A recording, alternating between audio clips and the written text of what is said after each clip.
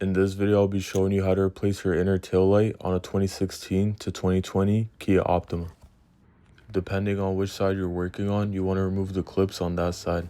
You don't have to remove all the clips, just the clips on the area that you want to remove. To remove the clips, use a flathead, go in between and pry the top part off until the top part is floating on top of the bottom part.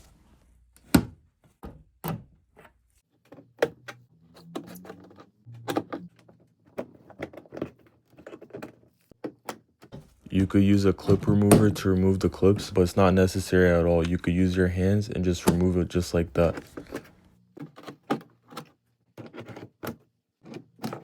Now you just want to peel back the cover on whichever side you're working on. On the bulb, there's a little tab. Push down on the tab and then you can pull out the wire. Using a 10mm socket, you're going to remove the 4 bolts.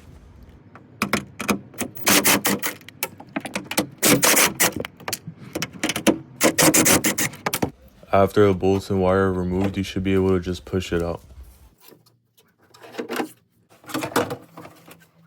And that's how to remove the inner tail light. And to put it back in, you just reverse the steps.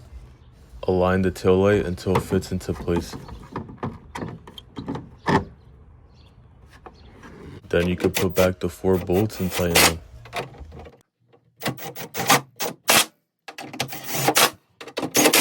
And the wire just clips right back in.